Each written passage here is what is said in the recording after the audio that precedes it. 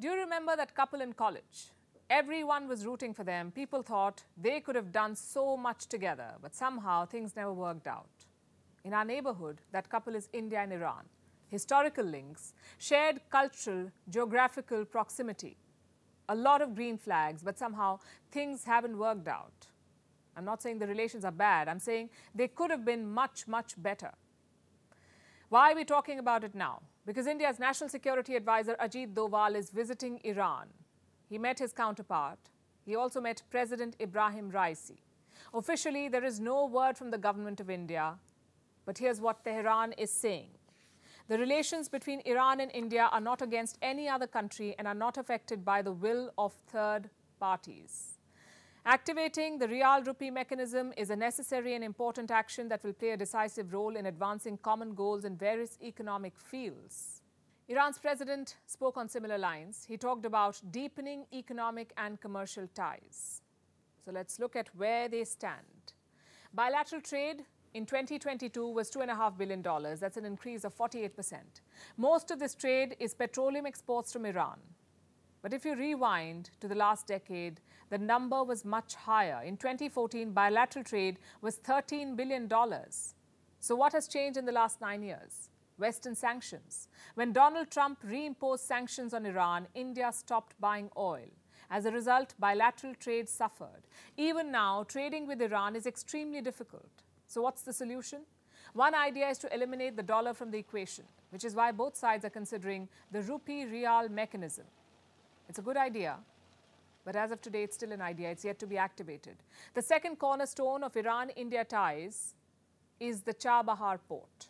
It's located in the Gulf of Oman. India is contracted to develop this one terminal of this port. The total cost is more than $85 million.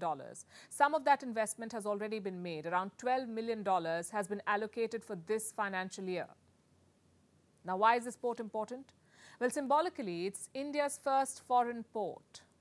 It will also help India bypass Pakistan and gain access to Afghanistan. Plus, it's a counter to China's infrastructure push in the region. Just one problem, though.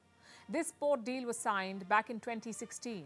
Since then, the dynamics have changed and changed significantly. Iran and China signed a 25-year cooperation agreement in 2020. Beijing has promised to invest $400 billion in Iran. If you compare the numbers, you will see the problem. $85 million versus $400 billion. It's a no contest. It also explains why the port has not taken off. A, because of Western sanctions, and B, because Iran has moved closer to China. From the looks of it, Tehran has noticed this problem. Let me quote what their national security advisor said. Decisions taken to remove obstacles to continued cooperation in the Chabahar project can be very effective in changing the current inappropriate situation. So both sides realize the problem, and that's an important first step. But the question is, what should New Delhi do next?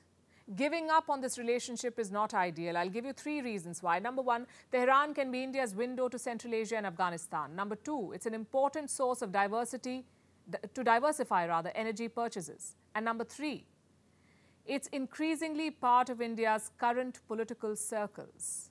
Iran will join the SCO by the end of this year. It has also expressed interest in joining the BRICS.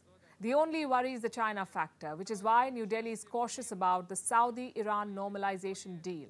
Ideally, it should have been great news. 2 of India's closest friends are trying to mend relations.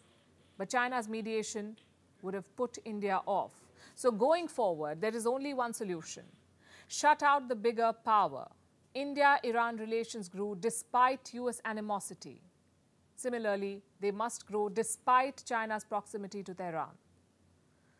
India should not abandon the Chabahar port project or the rupee-rial proposal, because more options for Iran means less dependence on China.